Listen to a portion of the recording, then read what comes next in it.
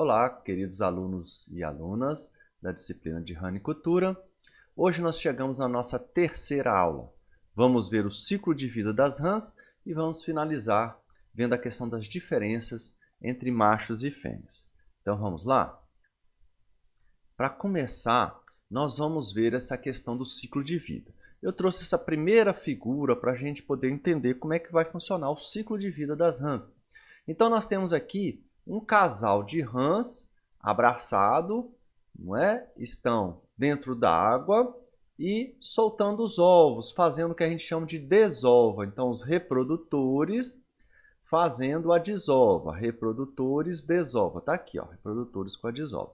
Essa desova, gente, nasce, desenvolve. Na primeira semana a gente chama de larvas, tá? É o desenvolvimento das larvas. Então vem aqui, ó, esse larvas, porque aí é um pulo para girinos, não é? Então essas larvinhas já é a fase de girinos aqui, ó, já começa a fase de girinos. Aí na fase de girinos vai sofrer transformação, que a gente chama de metamorfose.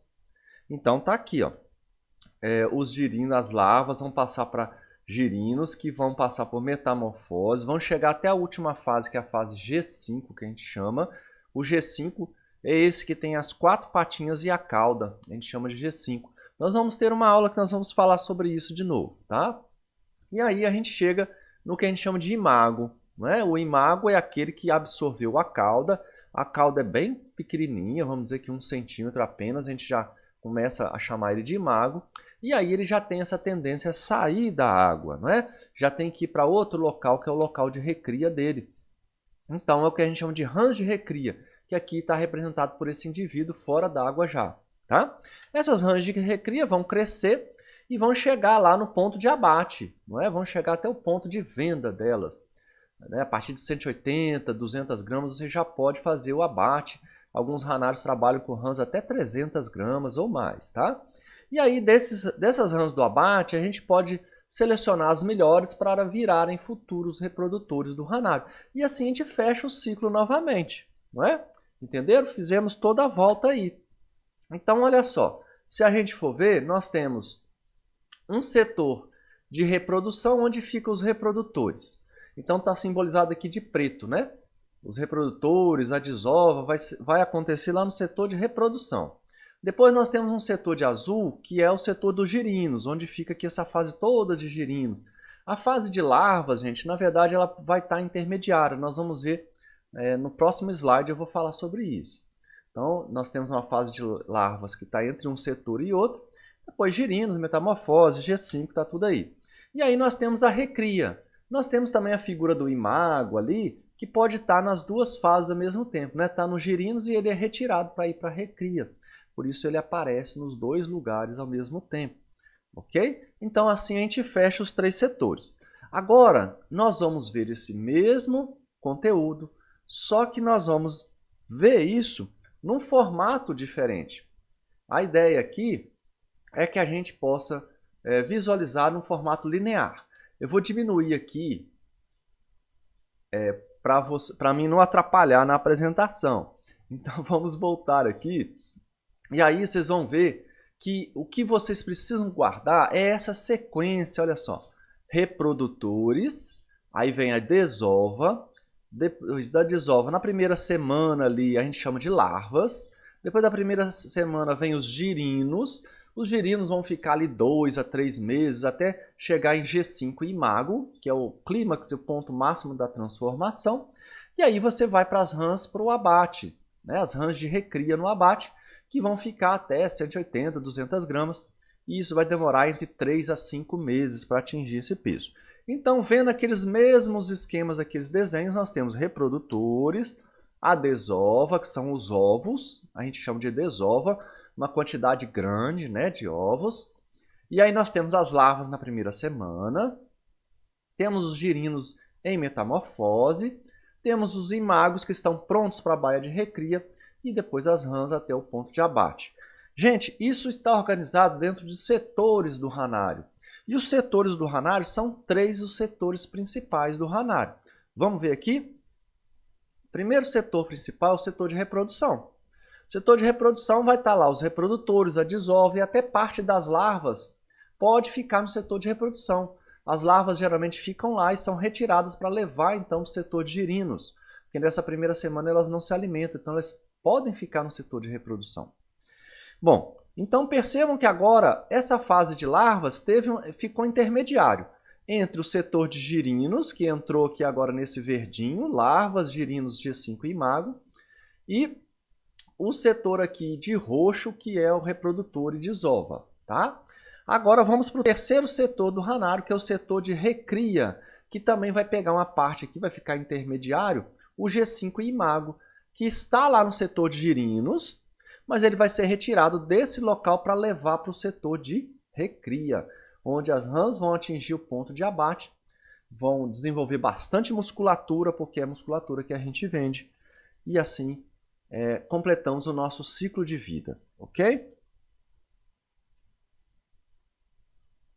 Bom, vamos retornar aqui para o tamanho normal de tela, ok? Então agora, o que nós vamos ver? Nós vamos ver a questão do comportamento das rãs. Então nós temos aqui, o primeiro comportamento que a gente vai falar é o canto. O canto da espécie, existe um canto de reprodução, que é característico, um canto alto, que eu vou botar aqui para tocar para vocês escutarem. Eu coloquei lá no Siga links para vocês ouvirem outros vídeos com canto de rã, para quem quiser, né? Quem gosta de curiosidade pode seguir por lá. E esse canto é usado então pelo macho. Apenas o macho faz esse canto da reprodução. As fêmeas podem emitir sons, mas não é esse canto característico, tá? Então esse canto bonito é feito pelo macho para atrair a fêmea no ritual, né, do momento ali que vai ocorrer a desova. O macho acha um lugar no lago onde é que ele está ali, naquele canto de água onde é que ele está, começa a cantar e quem entrar naquele território dele, se for um macho, ele briga. Eles partem para a briga. Se for uma fêmea, então vai acontecer a reprodução, vai acontecer a desova. Então eles ficam cantando para poder atrair esses animais, essas fêmeas, ok? Vamos escutar aqui então? É uma rana catesbeana, hoje é Litobates catesbeianus, o nome científico.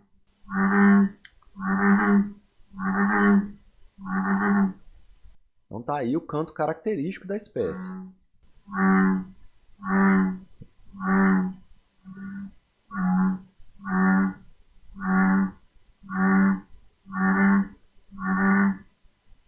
Muito bem, além do canto, existem outros comportamentos sexuais interessantes, né? Naquele momento ali em que o casal está fazendo a desova, acontece um abraço. Então nessa foto a gente já vê essa questão do abraço, que na ranicultura a gente chama de amplexo. Na verdade, para todos os anfíbios, é um termo chamado de amplexo, que é usado para esse momento do acasalamento em que o macho abraça a fêmea. O macho fica por cima, abraçando a fêmea que está embaixo. Também nós vamos ver que o macho mexe com as pernas para auxiliar a desova. Então vamos lá, vamos passar aqui o vídeo. Percebam que ele muda a posição, ele já vai um pouquinho mais para frente e já vai começar aqui a mexer as perninhas para estimular a fêmea a soltar os ovos. A fêmea que solta os ovos. O macho está por cima soltando o espermatozoide. A fecundação é externa, ocorre na água. Podem ver que está começando já a aparecer alguns óvulos que estão sendo fecundados ali, tá certo? E aí eles já vão começar a flutuar na água aqui, esses ovos então, ok? Então, o amplexo é o abraço e as pernas auxiliando aí a soltar essa desova. Eu fui fazendo cortes, tá, nesse vídeo. Esse vídeo eu também coloquei lá no site, lá no Siga para vocês. Quem quiser assistir na íntegra, são 7 minutos, se eu não me engano. Aqui eu cortei para menos de 2. Percebo que os ovos já estão saindo. Não é? É uma quantidade enorme, tá, gente? Uma fêmea de rantoura é capaz de colocar entre 5.000 e 40.000 ovos numa desova. Então percebam aqui, ó, que já está ficando maior, não é? Esse processo demora de 10 minutos, tem alguns produtores que relatam de casais que ficaram 1 hora, né, no processo de reprodução, ok? Então, na verdade, desde o ritual, né? O macho se aproxima da fêmea e tal. Esse abraço, é lógico, tem um tempo, né, menor. Aqui no caso, né, não passa de 5 minutos, mais ou menos, nesse vídeo, se eu não me engano, tá? Aqui está cortado, então já está chegando mais para o final. Perceba que vai chegar um momento em que a fêmea vai soltar um ar aqui, vocês vão ver aqui na ponta, a fêmea soltando o ar na água, e aí o macho, então, sai de cima da... Ó, soltou o ar, tá vendo? O macho sai e a fêmea, então, pode também se soltar, não é? E assim está feita a desova da rã touro, ok? Seguindo, então, adiante, a gente vê que existe uma estrutura na desova que a gente chama de mucilagem. Essa mucilagem ela tem funções diferentes. Vamos entender o que é mucilagem? Quando os ovos saem, eles saíram um ao lado do outro, tudo meio que compactado ali, mas você vê que eles já vão se soltando. Eles vão se organizando e flutuando na água. Isso quem está fazendo é a mucilagem, né? E essa mucilagem, ela é transparente, ela funciona como uma gelatina transparente que fica entre os ovos. Olha aqui, ó, tá aqui os ovos são os pontinhos pretos, né? E os pontinhos pretos são os ovos. Mas entre um ovo e outro há uma distância e há algo que é essa gelatina que está fazendo essa separação dos ovos, que isso é importantíssimo, né? Quando esses ovos desenvolvem mais um pouquinho, vejam que o ovo ficou achatado, isso já é a fase de larva, mas a mucilagem ainda está aí. Então a mucilagem ela dura aí uns 3, 4 dias, tá certo?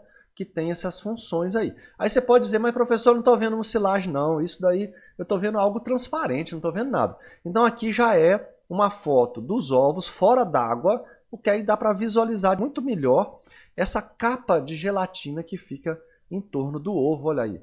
Tá? Essa capa de gelatina protegendo então o ovo. Então vamos para as funções? Funções da mucilagem. O primeiro dele é espalhar a desova. Como eu falei, os ovos já vão saindo, já vão se espalhando na água. E isso aí, a mucilagem é importantíssimo, porque se ficar tudo junto, formar um grumo só de ovos, você tem os ovos que vão ficar no centro, sem contato com o oxigênio, sem contato com a água, e eles vão morrer. Então é preciso espalhar. A mucilagem faz isso. Segundo, proteger. Percebam que é uma capa de proteção. Se você quiser estourar um ovo desse com um dedo, bater com o dedo dentro da desova, aquela capa vai escorregar, a gelatina escorrega e você não acerta o ovo. Então é uma proteção mecânica, não é? E a terceira função vai ser de manter a umidade da desova, porque essa desova vai ficar flutuando, vocês viram no vídeo que ela fica flutuando na água, e assim durante o dia vai bater sol. Então essa mucilagem tira a umidade da parte de baixo da água e mantém a parte de cima do ovo, então, com umidade, que ela está em contato direto com a água na parte de baixo. Tá? Então, essa mucilagem tem essas 3 funções, guardem essas funções da mucilagem. Vamos seguindo, então, com o nosso estudo de hoje. Nós vamos ver, então, agora essa história da diferenciação sexual. Tá? Então, vamos parar um pouquinho com essa questão da reprodução, propriamente dita, e vamos pegar agora como é que a gente faz a diferenciação entre machos e fêmeas de rã touro, que é o nosso segundo objetivo da aula de hoje. Tá? Então eu estou dizendo aqui que na rã touro, na espécie rã touro, ocorre dimorfismo sexual. Essa palavra aí que pode parecer estranha, e aí eu coloco uma foto aqui de um leão e de uma leoa. Aí você vai falar assim, professor, isso não tem nada a ver com ranicultura. Realmente não tem não, mas aí é só para vocês terem uma ideia que o leão tem a juba, né, gente? O leão tem juba, você consegue facilmente diferenciar um leão da leoa, porque o leão tem essa juba e a leoa não tem, não é? Isso não tem nada a ver com a questão reprodutiva em si, mas é uma diferenciação sexual, e isso aí a gente chama de dimorfismo sexual. Então tem 2 formas, o macho é diferente da fêmea. Então, quando ocorre de indivíduos do sexo masculino e feminino com características físicas não sexuais marcadamente diferentes, isso é o dimorfismo sexual. E a rã touro tem esse dimorfismo. Tá? Além do dimorfismo, a rã touro vai ter o que a gente chama de reprodução bissexual. Não é? E aí você vai perguntar, professor, reprodução bissexual, que história é essa? Não estou entendendo o que você está querendo dizer. Vamos explicar. É mais simples que você imagina. Bissexual, gente, é porque precisa da fêmea e precisa do macho para haver reprodução. Tem que ter um macho e tem que ter uma fêmea. Aí você vai dizer, professor, pelo amor de Deus, é lógico que tem que ter um macho e uma fêmea. Como é que vai reproduzir sem um macho e uma fêmea? Aí eu vou dizer para você. Nos peixes, Na rã não, tá? Nos anfíbios não. Mas nos peixes, nós temos alguns peixes que são capazes de reproduzir sem ter macho e fêmea. Só tem a fêmea coloca os ovos e os ovos nascem num processo que a gente chama de partenogênese. Então existem espécies animais que não são bissexuais, mas a rã-touro é. A rã-touro é o tradicional, né? Preciso do macho e preciso da fêmea, tá? Existem peixes, gente, que são hermafroditas.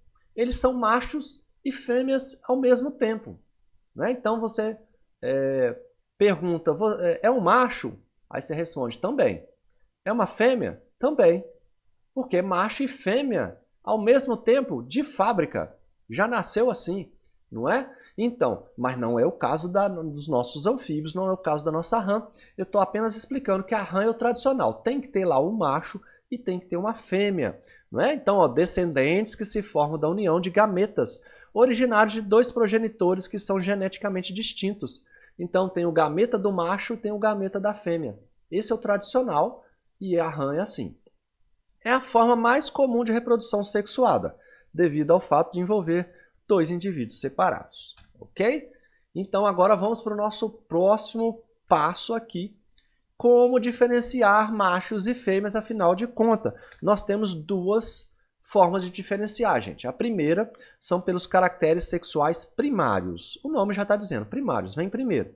Então são características internas do animal. O macho ele já vai nascer com testículo e a fêmea já vai nascer com os ovários. Então esses são os caracteres primários, né?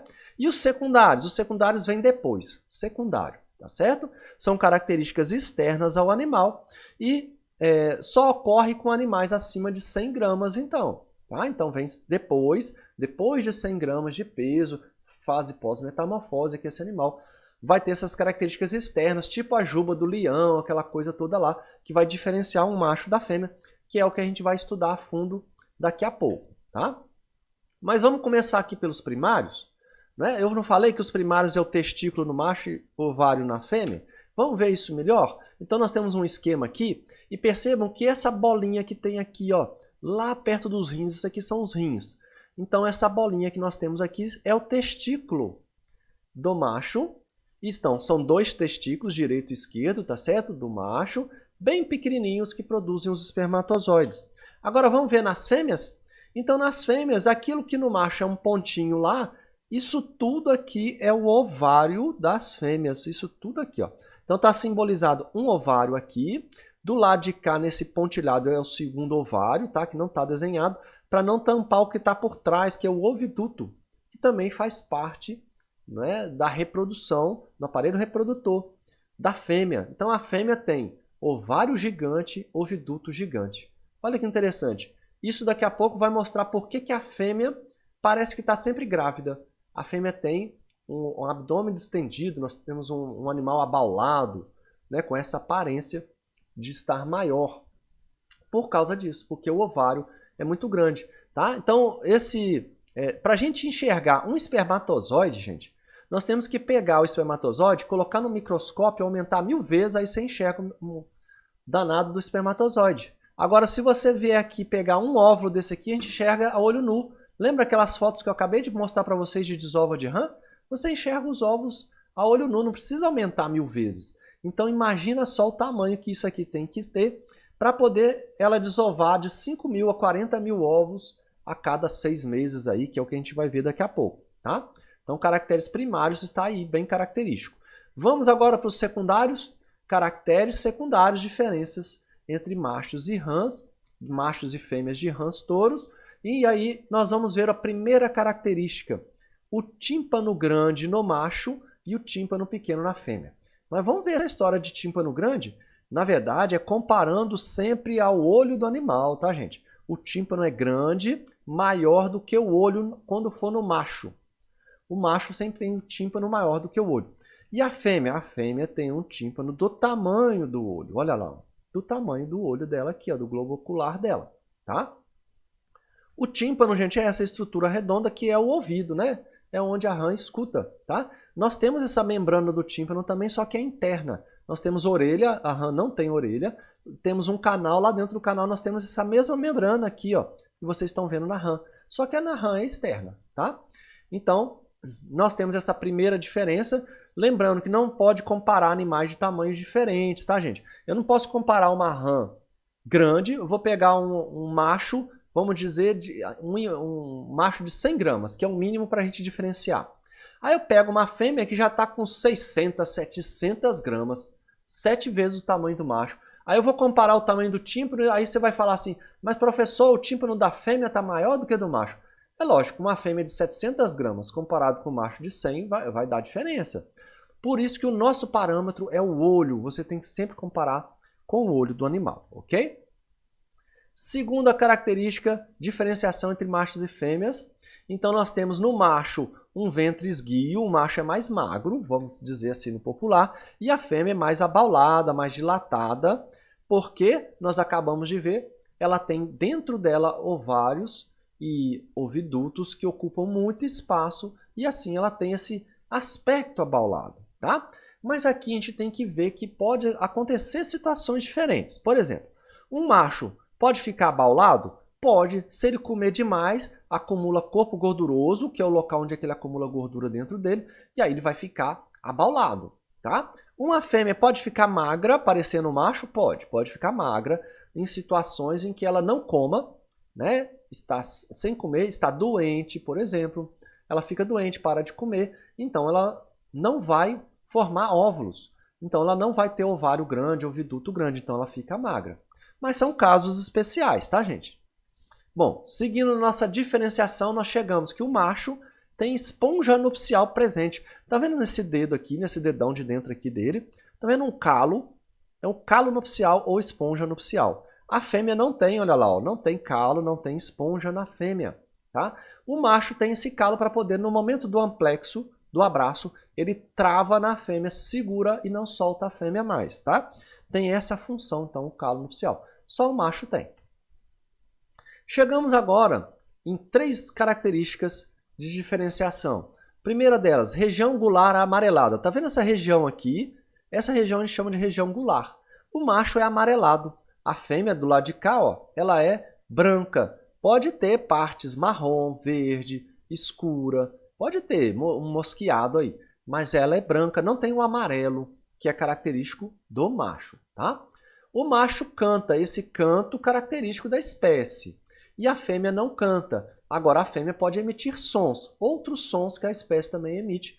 Ela vai emitir, agora não é esse canto característico que a gente escutou hoje na aula. Outra questão, a região gular é enrugada no macho. Essa região aqui, ó, fica cheia de rugas, porque na hora que ele canta, vejam que ele incha essa região. Lembra lá quando a gente viu o vídeo? Ele fica inchando essa região e soltando o ar. Incha, solta o ar. E com isso, então, vai ficar esticando, soltando, fica cheio de rugas depois, tá? E na fêmea, como ela não faz isso, ela tem bem menos rugas. Ou não tem, ou tem bem pouquinhas rugas, tá certo? Bom, seguindo na nossa diferenciação, chegamos na última, que é o estímulo do abraço. O macho, ele não faz um amplexo, não tem lá aquele abraço, tá? Nessa foto de baixo aqui também, ó, o macho tá lá, abraçado na fêmea. Então, se você pegar um macho, passar a mão na região, né, do peito desse macho, ele vai abraçar. Ele tende a fechar a mão assim, ó, e abraçar, segurar sua mão. Então esse é o reflexo do abraço. O macho faz mais isso, porque ele já tem o calo nupcial, ele já tem esse reflexo de abraçar, tá? Então os machos que abraçam mais forte, eles estão mais preparados para a reprodução. E quando comparado com as fêmeas geralmente não respondem ao estímulo do abraço. Então a gente usa como diferenciação. Mas aqui, mais uma vez, pode haver uma certa confusão. Pode existir algum macho que não abraça? Pode existir, gente. Um macho que não quer reproduzir, ele está num outro período, ele quer crescer, ele quer comer, né? Está comendo, desenvolvendo, crescendo, não quer saber de reprodução, ele não abraça. Uma fêmea pode abraçar? Pode. Você pode passar a mão nela e por reflexo, né, o reflexo de defesa dela, ela abraça. Mas não é o abraço característico do macho. Então a gente fala que é uma diferenciação entre machos e fêmeas, mas com esse cuidado, né, de fazer essa análise, porque não é 100% dos casos que isso vai acontecer, ok? Assim a gente finaliza essa diferenciação entre machos e fêmeas, caracteres secundários, gente, ok? Mas aí nós vamos continuar falando mais alguns detalhes. Vejam bem. Primeira questão. Pode se perguntar, mas qual a idade que esses animais vão reproduzir? E aí eu respondo, se eles estiverem na natureza, vai demorar de 1 ano e meio a 2 anos. Percebam que é um animal exótico, uma espécie exótica, é dos Estados Unidos e do Canadá, não é aqui do Brasil. Então lá na natureza deles, onde cai neve, né, congela, faz um frio danado no inverno, então lá eles demoram muito, 1 ano e meio a 2 anos, por causa do frio. Aí quando a gente vem aqui no Brasil, no cativeiro, que o Brasil cria em cativeiro, os Estados Unidos não, no sistema anfigranja, que é o sistema mais utilizado para a criação de rãs, nós vamos estudar esse sistema durante o nosso curso, nós temos uma demora de 6 meses a 1 ano, muito mais rápido. Olha aí, o relógio está aí, ó, tá marcando meio-dia, hora do almoço, não é mesmo? Mas vamos adiante aqui? Então, pode se perguntar, quantas vezes esses animais reproduzem por ano? E a resposta é, podem reproduzir até 2 vezes. Pode ser 1, pode ser 2, pode ser 0 também, não é? Tá? Em região preferencial, porque tem regiões no Brasil que são preferenciais para criar rã. Tem região que é muito fria, você pega lá no sul do país, lá no frio mesmo. Então pode ser que lá só reproduzam 1 vez, tá? Porque o frio atrapalha. Ó, se é até 2 vezes, vão ser intervalos de mais ou menos 6 meses. Só vai reproduzir a cada 6 meses que essa rã vai reproduzir. Ok? Muito bem. E outra pergunta, qual o peso? Mais ou menos que peso que a rã vai estar reproduzindo? Então houve uma pesquisa de Costa e colaboradores em 98 e eles descobriram, né? Essa autora aí descobriu 100% dos machos estão prontos para reprodução com 250 gramas. E nas fêmeas, 100% das fêmeas estão prontas para reprodução com 340 gramas, né? A gente chama de maturação avançada, está pronto para reproduzir. Bom, já finalizando nossa aula, então agora nós vamos para os cuidados das pegadinhas aqui, porque eu dava as aulas, explicava tudo bonitinho para os alunos e os alunos falavam que eu ficava colocando pegadinha na prova. Eu ficava com raiva, ficava bravo com o aluno e dizia, não é pegadinha. Eu expliquei para vocês, tudo bonitinho. Então agora o que eu estou fazendo? Eu já assumi. Assumi, é pegadinha? É. Então vamos falar todas as pegadinhas possíveis. Vamos lá, vamos dar uma corrida aqui, ó. Pegadinha número 1. Nem sempre o tímpano do macho é maior do que na fêmea. Depende do tamanho dos animais que se compara. Não é? Não falei isso? Pegadinha 2. Fêmeas podem emitir sons, mas não é igual ao canto de reprodução do macho. Falei disso. Pegadinha 3. Podem existir machos abaulados por acumularem muita gordura, corpo gorduroso. Sim. Pegadinha 4. Podem existir fêmeas magras, seja por desnutrição ou por doença, não é mesmo? E pegadinha 5, nem todo macho responde ao estímulo do abraço. Lembra que eu falei? E pegadinha 6, fechando nossa série das pegadinhas, algumas fêmeas, por reflexo, podem abraçar. Podem sim, tá? Agora tá todo mundo protegido contra as pegadinhas, vai todo mundo lá fazer os questionários, nos siga, procurem lá os questionários, tá? Porque vale ponto. Tem até a semana que vem para fazer, não é mesmo? E assim a gente termina a nossa aula de hoje. Um grande abraço para vocês e até a próxima semana.